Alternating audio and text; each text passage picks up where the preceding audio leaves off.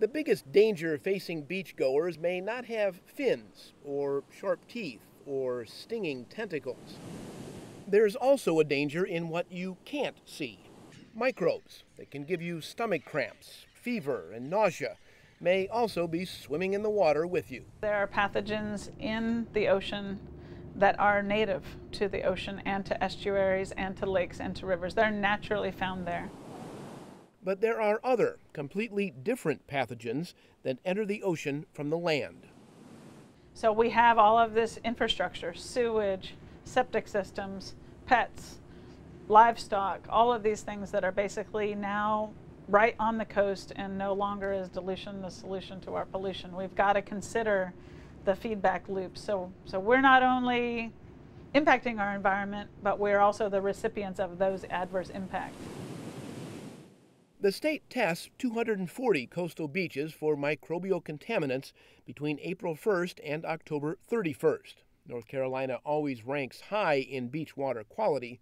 Still, in 2012, swimming advisories were issued for sections of 33 beaches in Beaufort, Brunswick, Carteret, Dare, New Hanover, and Pamlico counties. That's about 1% of the state's beaches. Most of the closings lasted for about a week.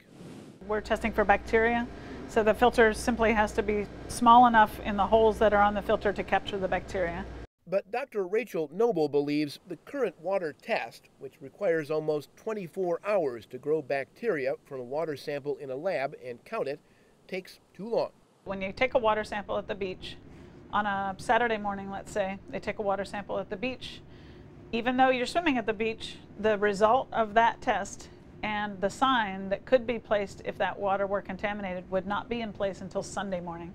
Dr. Noble and her team at the University of North Carolina Chapel Hill Institute of Marine Sciences have created a faster water test. It produces results in about 4 hours rather than 24. The organisms that we test for are the same Enterococcus, E. coli, or fecal coliforms that have been tested for by EPA for decades. The technology is just slightly different. The test uses what's called quantitative polymerase chain reactions, or qPCR for short. You can use an array of molecular techniques to basically process the DNA or RNA that might be in your sample that you're looking for. It could be an array of organisms. It allows scientists to spot DNA from specific types of bacteria and then determine how much of that DNA is present. That's the key, looking for DNA chains tied to specific bacteria that make people sick. Here's how the process works. We have our sample that was collected at a local beach, and we're going to filter it through a special pore filter, which is 0.45 microns wide. And this process will capture all of the bacteria that's in the water. In this case, we're again looking for the indicator species Enterococci. Different size filters are used to screen for different bacteria. I'll pull the filter off of the vacuum and place the filter directly into the tube containing the glass and silica beads. The cells are then broken apart in this machine. The glass and silica beads help break apart the cells, and that releases their DNA. The sample is then placed in the PCR machine, and the search begins to measure the amount of the particular DNA you are looking for.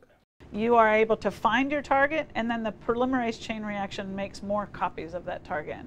So it's a series of chemical reactions, and then it's a series of just heating and cooling the sample.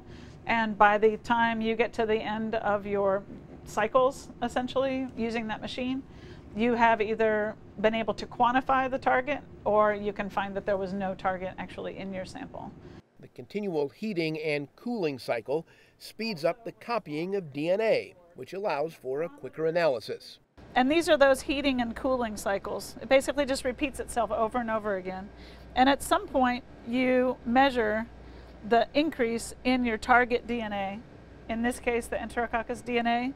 The faster you see indications of DNA from dangerous bacteria in the sample, it means the more bacteria is present in the water, and the beach should be closed. I also feel like I'm doing a service to the public by protecting public health, because we can get an answer out sooner.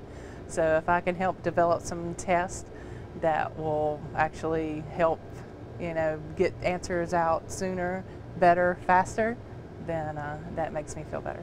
There's a whole range of clinical tests that are using the exact same technology. Forensics, for example, all of the DNA technology that's currently used also utilizes polymerase chain reaction. So it's a technology that's been used for decades now. It's not novel or new anymore. And now we're applying it to do some new things in water. We don't want to make people unnecessarily concerned about naturally found bacteria that are doing good things in the marine environment. We want to know more about those ones that are actually potentially making people sick or causing wound infections and causing death.